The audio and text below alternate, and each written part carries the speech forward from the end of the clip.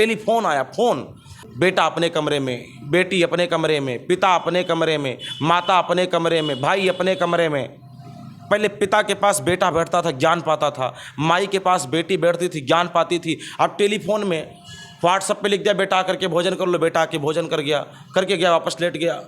पिता किसी बात से रुष्ट हो गया तो व्हाट्सएप पे इमोजी बना के मारता है और बेटा व्हाट्सएप पे इमोजी बना करके रो लेता है। तो ये वार्ता का दूर हो जाना, अपनों से दूर हो जाना, फ़ोन का बढ़ जाना, यही रिश्तों को आज बेकार कर रहा है। महाराज ये शादियाँ भी तो समय से नहीं हो रही, ये भी तो एक कारण है। मोबाइल से बचा भी नहीं जा सकता महाराज, शिक्षा भी तो इसी पे आ गई। बच्चियों के पास मोबाइल, बेटों के पास मोबाइल, अब उनकी खुद के अपने संबंध चल रहे हैं, उनके खुद के अपने संबंध है। अब बेटा टेलीफोन पे कह रहा है कि विवाह मैं आपसे करूंगा, अगर नहीं करते तो मैं जहर खा लूंगा। बोले करेगा कब? तो कहा अभी 5 साल बाद नौकरी लगेगी।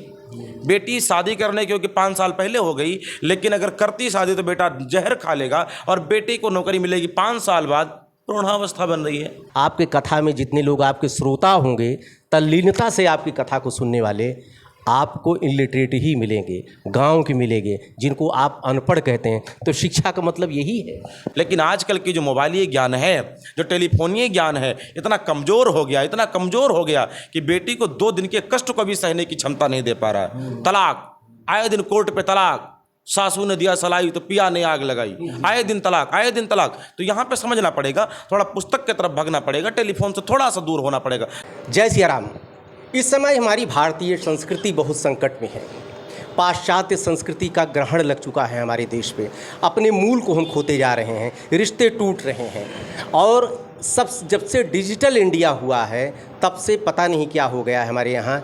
देश की संस्कृति को, हमारी ये सनातन संस्कृति को कैसे बचाया जाए, कैसे हम अपने मूल, जो हमारा जड़ इतनी कमज़ोर होती जा रही है, आगे हम दीवार उठाते चले जा रहे हैं, सब कुछ जानने की कोशिश करेंगे। और एक चीज़ और बता दें कि जब किसी समस्या का समाधान हमारे डॉक्टर नहीं कर पाते हैं, हमारे राजनीतिज्ञ, हमारे समाज के जो मुखिया नहीं कर पाते हैं, तब हम अध्यात्म का सहारा लेते हैं। हमारे साथ हैं आध्यात्मिक गुरु कह सकते हैं महाराज जी, और इनसे मैं जानने की फिर एक बार कोशिश करूं।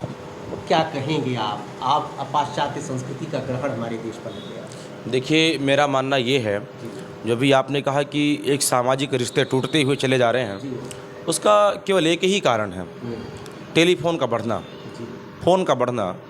पहले हमारी संस्कृति में देखा जाए, जब शाम का समय होता था, सुबह का समय होता था, तो बुजुर्ग किसी कुएं के पास एकत्र होते थे, किसी चबूतरे पर एकत्र होते थे, बैठ कर के आपस में बात करते थे। उनके साथ में छोटे छोटे बच्चे होते थे। शाम के समय माताएं एकत्र होती थीं, आपस में बैठ के बात करते थे। पूरे मोहल्ले की माताएं, छोटे छोटे बच्चे उनके साथ बैठा करते थे, उनकी वार्ताओं को सुनते थे। शाम का समय जब होता था, बुजुर्ग अपने छोटे बच्चों को लेकर के, नाती को लेकर के, छोटे छोटे संतानों को लेकर के लेटते थे, उनको पहेली कहानियाँ सुनाया करते थे। राजा की कहानी सुनाते थे, भगवान की कहानी सुनाते थे, पंचतंत्र की कहानी सुनाते थे। तो बालकों में उन बुद्धियों का विकास होता था, वो विवेक जगते थे। बिनु सत्संग विवेक न होई, राम कृपा बिनु सुलभ न सोई। वो विवेक जगते थे। लेकिन धीरे धीरे करके समय बदला, ये टेलीफोन आया, फ़ोन, अब कोई बैठना नहीं चाहता। बेटा अपने कमरे में, बेटी अपने कमरे में, पिता अपने कमरे में, माता अपने कमरे में, भाई अपने कमरे में। पहले पिता के पास बेटा बैठता था, ज्ञान पाता था। माई के पास बेटी बैठती थी, ज्ञान पाती थी। अब टेलीफोन में व्हाट्सएप पे लिख दिया, बेटा आकर के भोजन कर लो, बेटा आके भोजन करके गया, वापस लेट गया। पिता किसी बात से रुष्ट हो गया तो व्हाट्सएप पे इमोजी बना के मारता है और बेटा व्हाट्सएप पे इमोजी बना करके रो लेता है। तो ये वार्ता का दूर हो जाना, अपनों से दूर हो जाना, फ़ोन का बढ़ जाना, यही रिश्तों को आज बेकार कर रहा है। महाराज ये शादियाँ भी तो समय से नहीं हो रही, ये भी तो एक कारण है। उसका कारण टेलीफोन है। पहले मैंने यही कहा, 4 आश्रम आपके यहाँ बनाए गए थे। अब जो प्रौढ़ा आश्रम में जाने के समय अब विवाह हो रहा है, बच्चे जितने पैदा हो रहे हैं, कल्पना आप करते हो कि नॉर्मल डिलीवरी हो।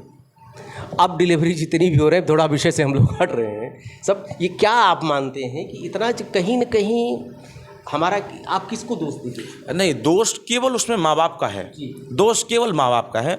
पहले मैंने यही निवेदन किया ना, आज के आपके जितने प्रश्न हैं, सारे प्रश्नों को उठा केवल एक मोबाइल फ़ोन पे रख दिया जाए बस। आज के सारे प्रश्नों का उत्तर फ़ोन है। मोबाइल से बचा भी नहीं जा सकता महाराज, शिक्षा भी तो इसी पे आ गई। नहीं, वो संस्कार विहीन व्यक्ति जो हैं, संस्कार विहीन, ये कोई भी वस्तु बेकार नहीं होती पूर्णता, और कोई भी वस्तु अच्छी नहीं होती पूर्णता। उसमें अच्छाई और बुराई, गुण और अवगुण हर वस्तु में होते हैं। ये विधि ने सान करके रखा है, ये विधि का अपना खुद का प्रपंच है।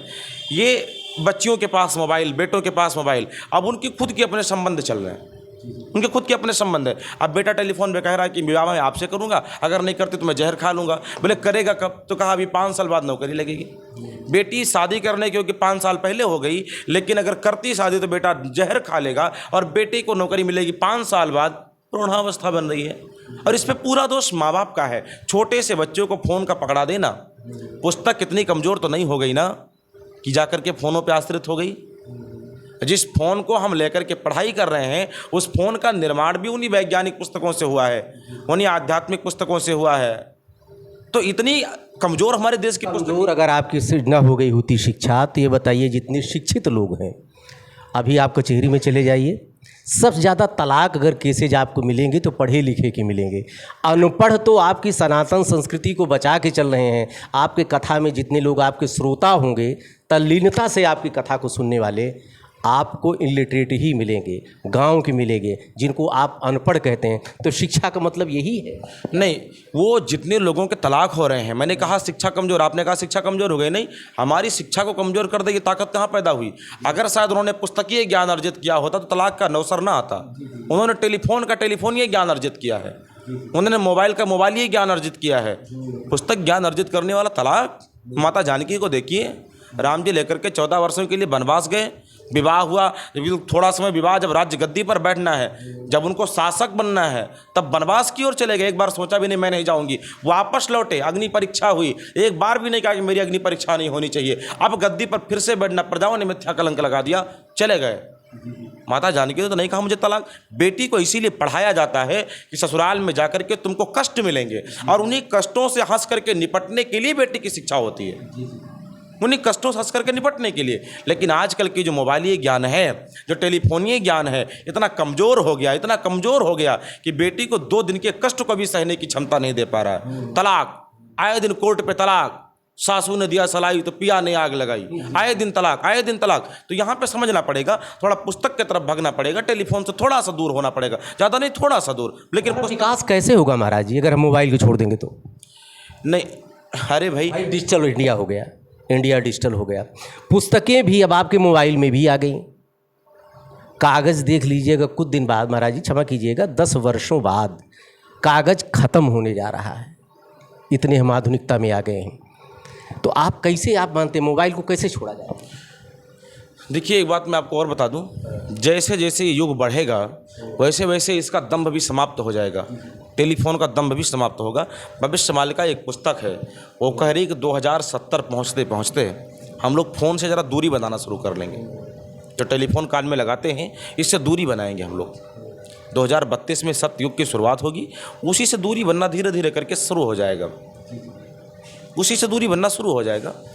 अगर ये चाहते हैं कि फ़ोन नहीं छूट पा रहा है तो संस्कार की पीढ़ी में जाएं, बुजुर्गों के पास और बच्चों के पास बैठें, मानस का अध्ययन करें। मोबाइल महाराज जी सब दे दे रहा है। आपकी कथाएं जितनी हैं, आपके वेद जो हैं, आपके पुराण जो हैं, जब आज के डिजिटलीकरण समय में जो चीज़ त्रेता और द्वापर में हम कल्पना किया करते थे, वो आज हमको मिल रहा पलक झपकते। तो आपकी कथा आखिर क्यों सुनने कोई जाए? आपको पुराणों का अध्ययन आखिर क्यों कोई करे?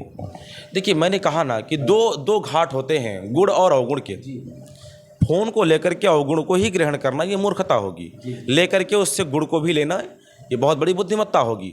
मोबाइल फ़ोन में केवल अकेले अश्लील सॉन्ग, अश्लील गाने ही नहीं हैं, उसमें गीता के श्लोक भी हैं। तो हमें ऐसा मानना है कि फ़ोन को लेकर के गीता के श्लोक को उसमें सर्च किया जाए। फ़ोन में केवल अकेले लाल दुपट्टा उड़ गया रे मेरी हवा के झोंके से यही नहीं है, उसमें रामचरितमानस की आध्यात्मिक चौपाइयाँ भी हैं। शायद अगर उन चौपाइयों को सुना जाए, उन चौपाइयों के शरण में जाया जाए, तो ये टेलीफोन भी बेकार नहीं होगा, टेलीफोन भी अच्छा साबित होगा, और जो भी आपने कहा टूटने का क्रम शायद ये थम जाएगा। महाराज जी के पास चूँकि समय बहुत कम है, अभी व्यास गद्दी पे जाना भी है, बहुत से ऐसे कार्य हैं इनके आपके पास, इसलिए बहुत ज़्यादा बात नहीं, लेकिन कम से कम अपनी बात में कहलवाने में सक्षम हो गया, सफल हो गया कि कम से कम आज के समय में अपने मूल को न भूलें। लेकिन आधुनिकता से भी हम परहेज नहीं कर सकते हैं। मोबाइल आवश्यक है, लेकिन एक अच्छी चीज़ों को देखें, उसमें अच्छी भी चीज़ें हैं, बुरी भी चीज़ें हैं। डिजिटल को हम एकदम अवॉइड नहीं कर सकते हैं। महाराज जी ढेर सारी शुभकामनाएं, आपने समय दिया, बहुत बहुत साधुवाद, बहुत बहुत धन्यवाद आपका।